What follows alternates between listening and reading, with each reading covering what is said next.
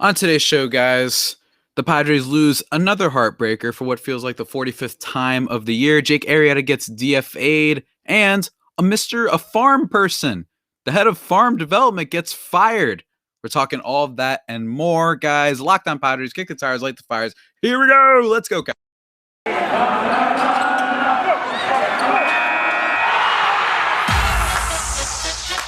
You are Locked On Padres, your daily San Diego Padres podcast. Part of the Locked On Podcast Network, your team every day.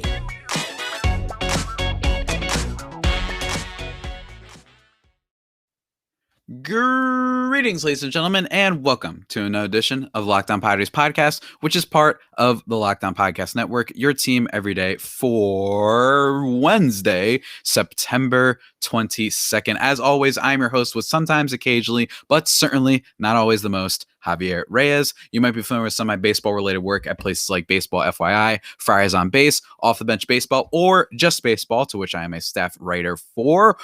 Or maybe if you just like watching the old movies and stuff in pop culture, you can find my work at places like Nerdist, Mental Floss, Inverse, Bloody Disgusting, Film Crit, and more. And hopefully many more to come when it comes to those topics. But most importantly, guys, of this here Locked On Padres podcast, you can check out and follow the Twitter page for the show, which is at LO_Padres, or my personal account, which is at Javapeno. And that's spelled JAVIIPENO. And if you see me pointing right now at the bottom left-hand corner on the screen, how can you see me pointing? If you subscribe to the new YouTube channel, which just launched a couple weeks ago, if you want to see my ugly mug and my giant kind of fluffy hair now, it's starting to grow out again on the old video screen. So subscribe there, guys. Today's episode is brought to you by Spotify Green Room. Download the app and join me this week on Saturday, actually, for the beginning of the Padres game. I believe they play on Saturday. Let me just quickly check that before I'm wrong. Yes, they do. At 7:15 p.m. Eastern Time. Join me on there.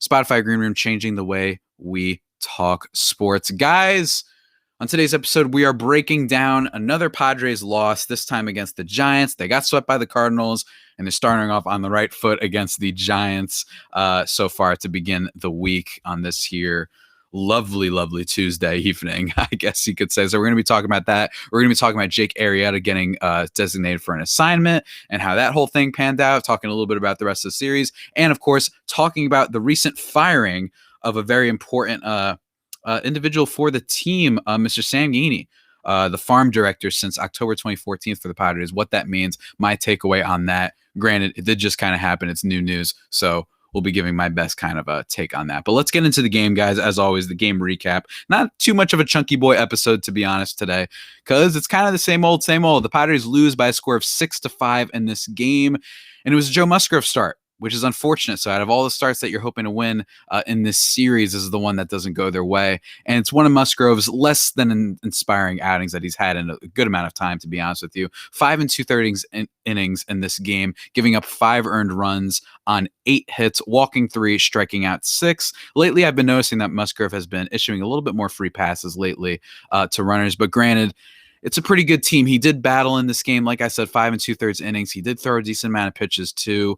Just started off on the wrong foot, giving up a home run in the very first inning of this one to Tommy La Stella, of all people, who's not even one of their big home run guys, which is unfortunate. But again, he battled, and you like to see it from Joe Musgrove. But unfortunately, the Giants were just a little bit better.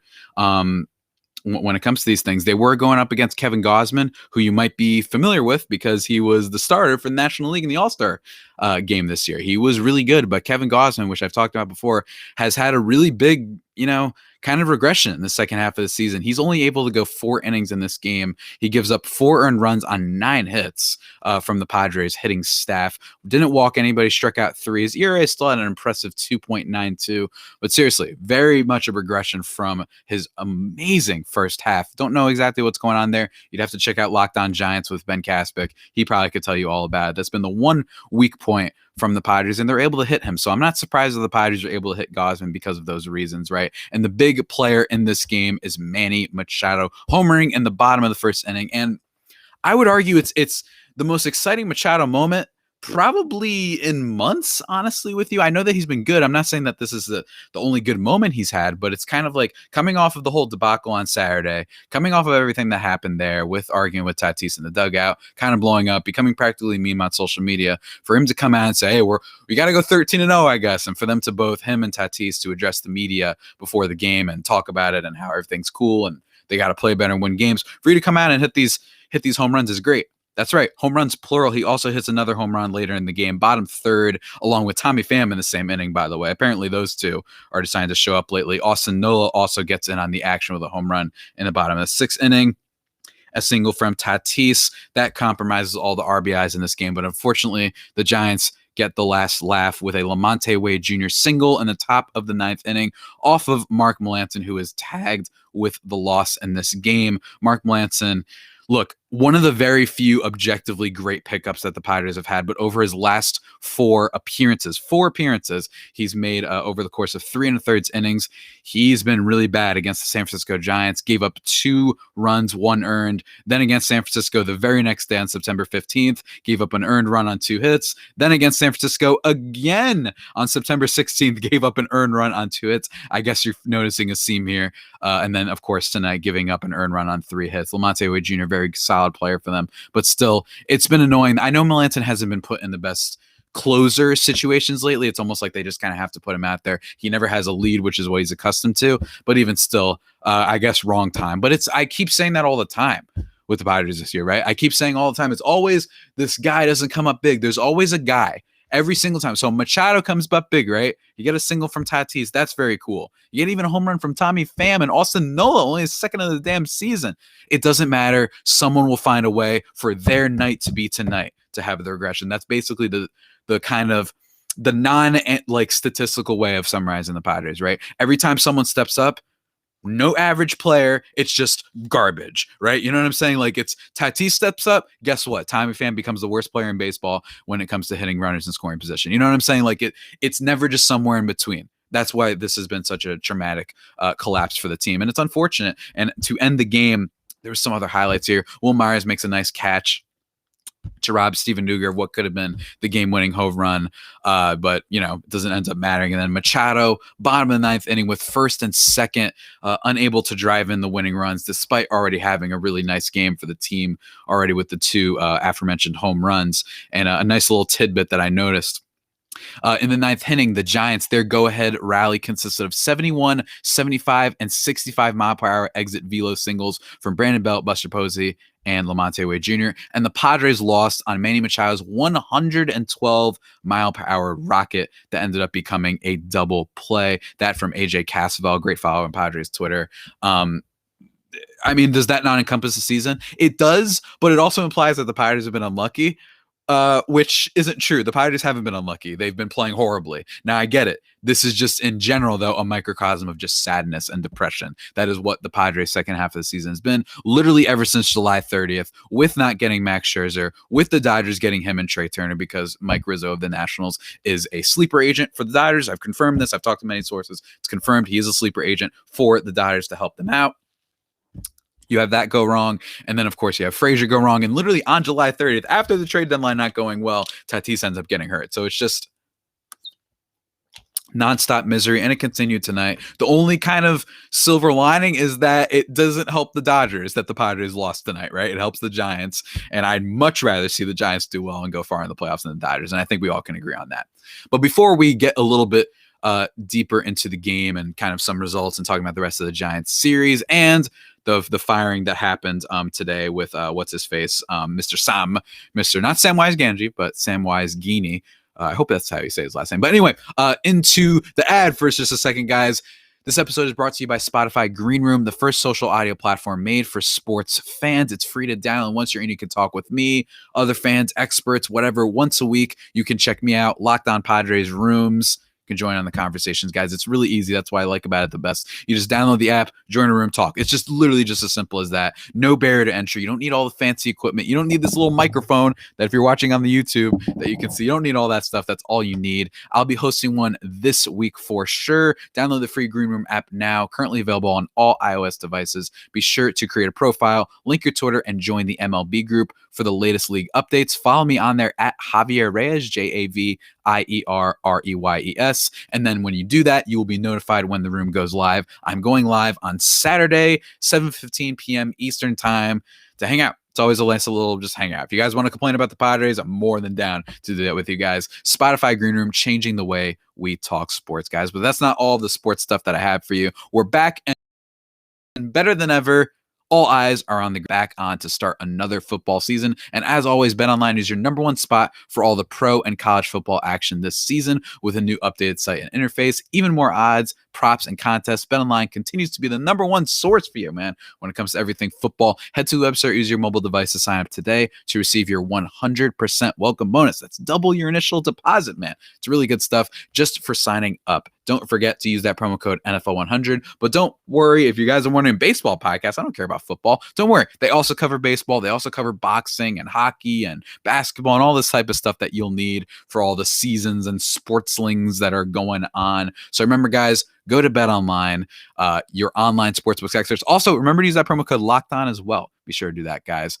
And now, continuing on. So yeah, just a bad game for the Padres. I don't really have too much more to say from that. Yes, they get unlucky with the ground balls there. Like I said, that was mentioned there, but it was just, man, it's just, you get excited. You know what I mean? You get excited. You have a lot of good plays. It was a good game. I will say that much, at least just from an objective entertainment standpoint. Like it really was a exciting game for the Padres. And one of the things that I think needs to be taken away from this is that yes, they can basically, first of all, they can be eliminated as soon as Friday, potentially from the wild card race, which I think is, I already think that the sweep from St. Louis basically confirmed that they're not making the playoffs. They don't deserve to make the playoffs. They're not going 12-1 or whatever. I just don't see it. We can't, they say the definition of insanity is doing the same thing over and over and expecting different outcomes. Well, that's what's happening if you're a Padres fan rooting for that. I'm still enjoying watching the team. You still got to love watching Tatis, but even Tatis, man, it's just kind of sad because at this point, the MVP is probably going to Bryce Harper. I don't care if the Phillies don't make the playoffs. The only thing that I've objected to is the idea that, well, Tatis missed a bunch of games. It's like, okay, Harper's played 10 more than him, relax. And the idea that, well, they're not going to make the playoffs. It's like, well, the Phillies aren't making the playoffs either, probably. So that's not a good reasoning. But every other reasoning, when you look at Bryce Harper play, just go look up some of the stat numbers on him. He gets like 2 hit pitches to hit. Nobody wants to throw him anything right now. So I really do think Harper is probably the NL MVP at this stage and things, how they're all developing. But now I want to talk about the big news of yesterday, aside from the game, aside from Machado and Tatis and all that stuff.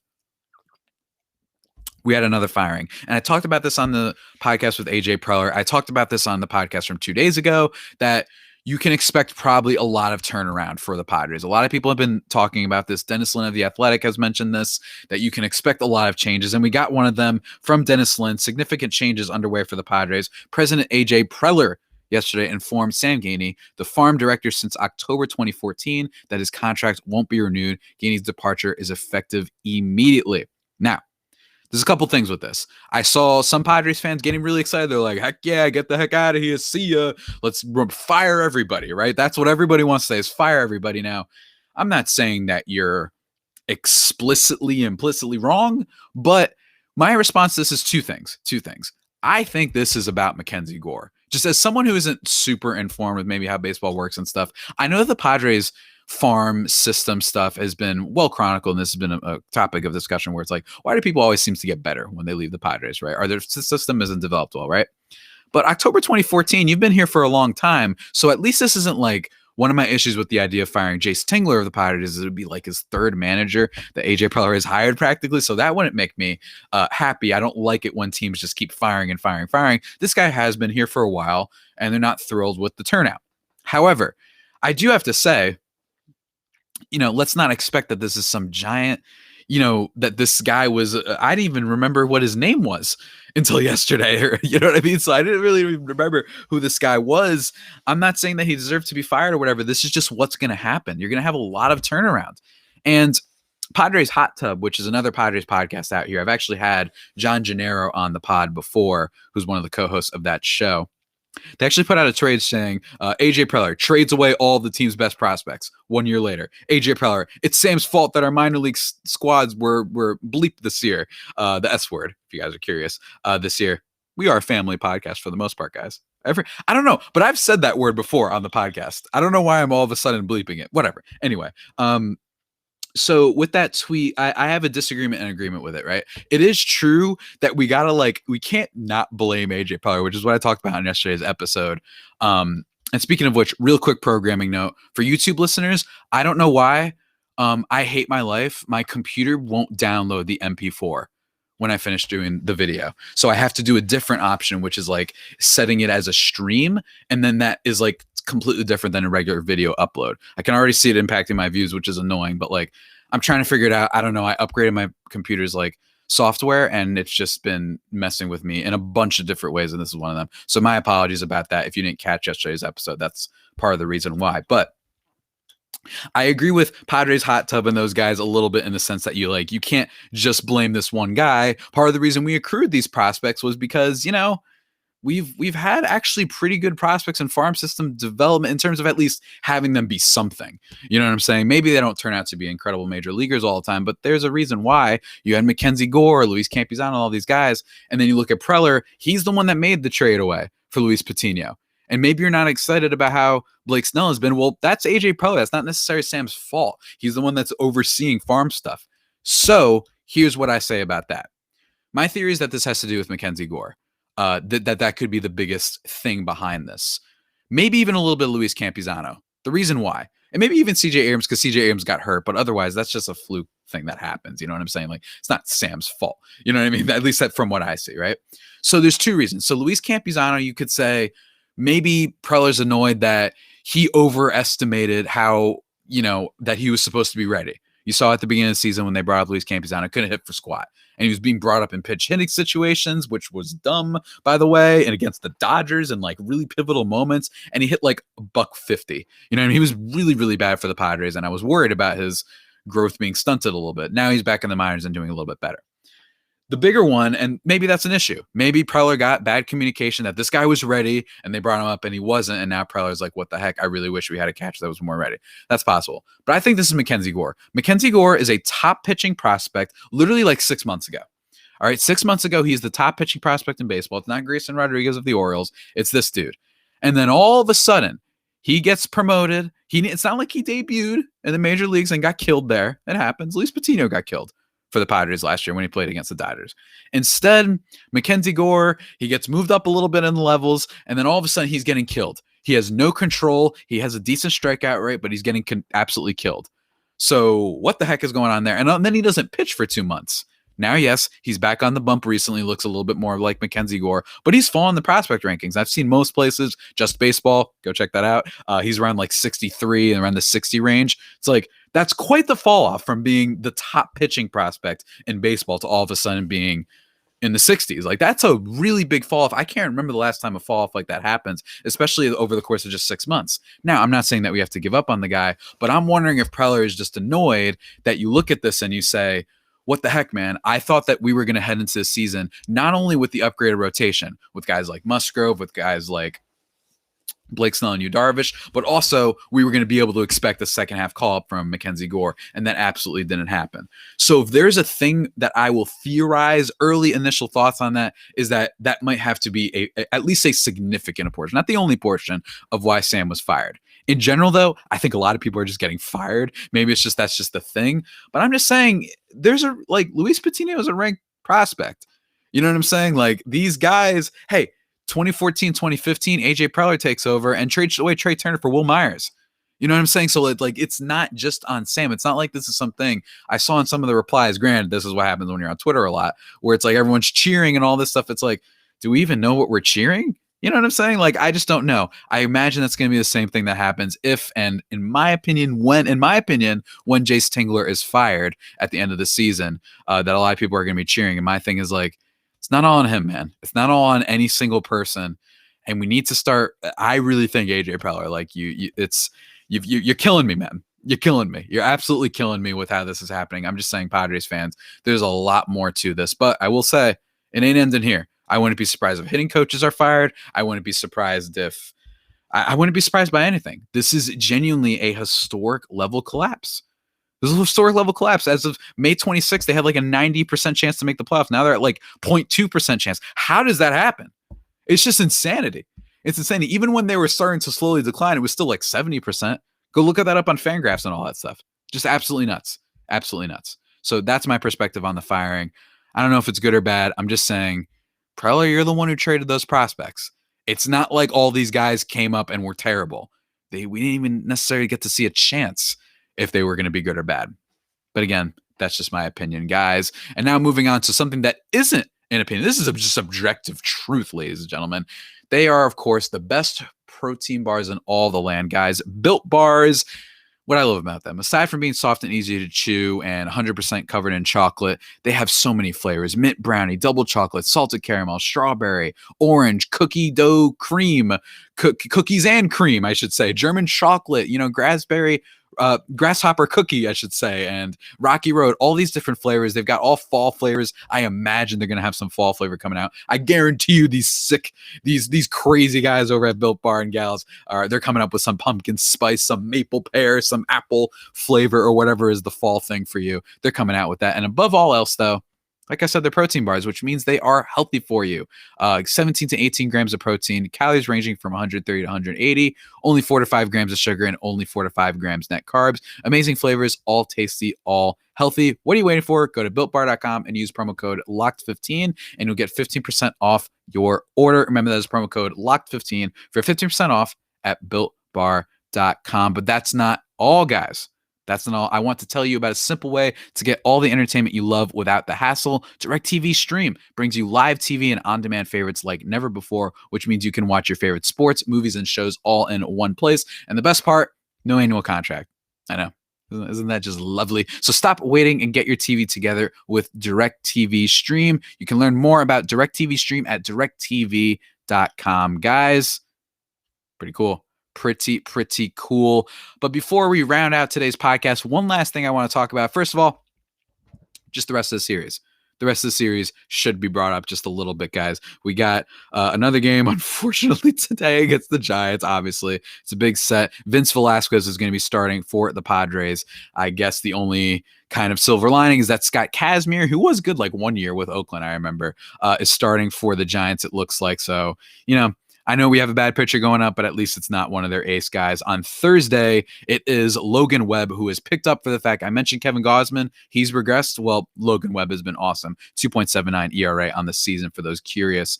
Great strikeout to walk ratio as well. And then we have Yu Darvish going for us. I know he had a good start on Saturday, but even still, I never know what the heck we're getting from this guy these days. And then on Friday, we play the Braves. So still got a few games left against the Giants, and then we got the Braves, who are probably making the playoffs too.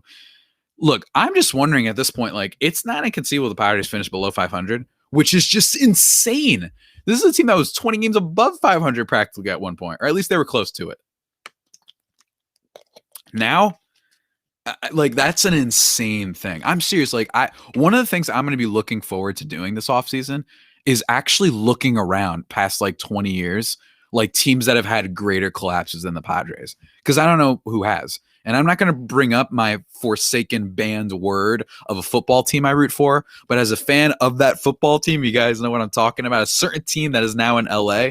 I'm used to, just over the course of my life, just being introduced to two different ways of collapse. You know what I mean? I'm not saying that's a unique thing, but like, I'm just used to it. I'm used to having my teams fall apart. When I rooted for the Clippers, when Chris Paul was there, I see them fall apart too. The Rockets game, when they blow it up in the fourth quarter, everything, Chris Paul's turnovers, everything.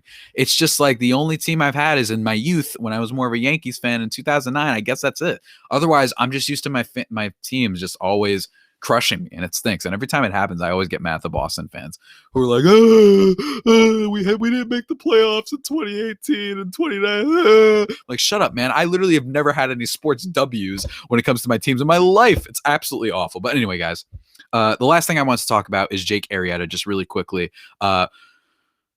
So he was designated for assignment. Javier Arrieta was reinstated from the 68-day IL. If people don't remember, this happened way in the preseason, back in spring training, I believe. Javier Arrieta went down, which is, I guess, a nice addition to have to the bullpen. Just a different guy to throw out there right now, because it's not like everybody's been really, fitting the bill for the Padres.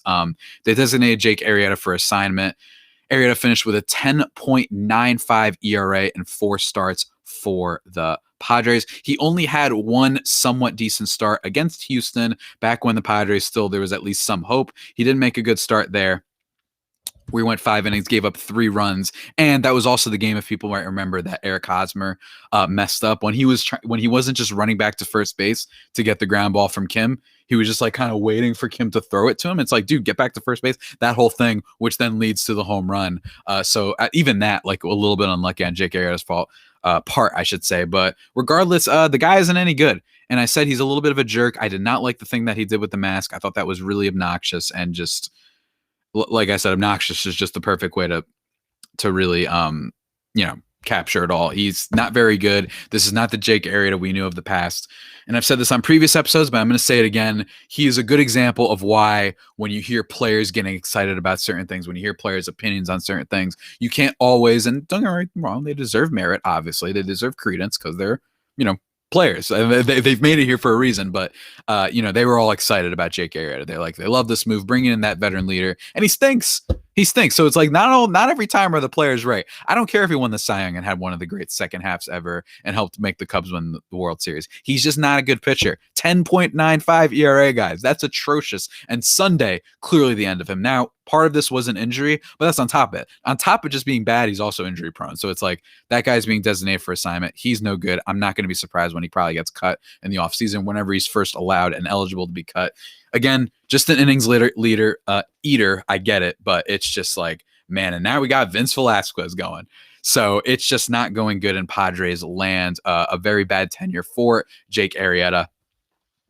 And that's basically all I have to say. The only thing I'll say is that with the Padres, I'm very curious to see if we get more firings by the end of the week. I wonder if, no, right? They wouldn't say if by Friday, which is when they may be officially out of the wild card spot. Is it possible that they would fire Tingler that Friday or that Saturday, Sunday, Monday? I don't know. I don't think that they would do that. I wouldn't do that. I just wait till the end of the season. Could that just be the ultimate wow, talk about a disaster? But everybody go check out my episode yesterday that I did, talking a little bit more in depth about AJ Preller, breaking down a lot of his moves and how he deserves a lot of blame for this. My final takeaways of the episode: look, Jake Arrieta was terrible. It's kind of good that he's not pitching for the team right now. And yeah, I mean, the Giants are a good team.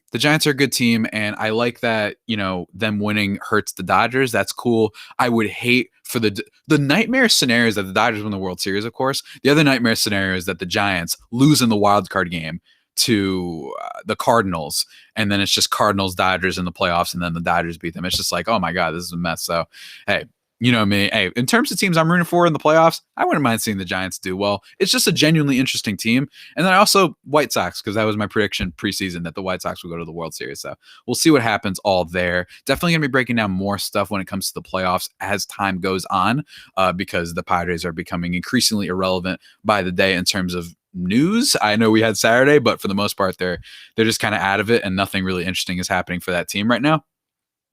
So we'll be breaking that down on future pods. Probably going to talk about Atlanta Braves stuff over the course of the week.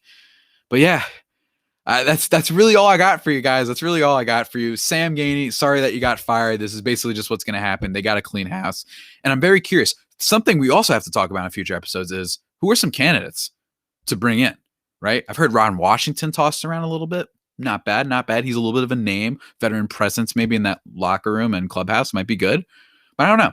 That'll definitely be something that we should talk about in the future. But for now, guys, one last thing before we call it quits. Betting on the Padres, betting on whoever the next head coach is probably going to be, and what have you, doesn't have to be a guessing game if you listen to the new Locked On Bets podcast, hosted by your boy Q and handicapping expert Lee Sterling. Get daily picks, blowout specials, wrong team favorite picks, and Lee Sterling's lock of the day. Follow the Locked On Bets podcast, brought to you by betonline.ag, wherever you get your podcasts. Guys, And that about does it for today's edition of the Locked On Padres podcast, the only pod that may be better than the Padres themselves. Remember to subscribe to the podcast wherever your podcasts from: Stitcher, Spotify, Apple Podcasts, Google Podcasts, Himalaya, Overcast, wherever. Be sure to send me some 5-star reviews on the Apple Podcast app. I would greatly, greatly appreciate that. Follow the YouTube Locked On Padres. And until next time, stay safe and, of course, stay faithful. My Friar Faithful homies, take care.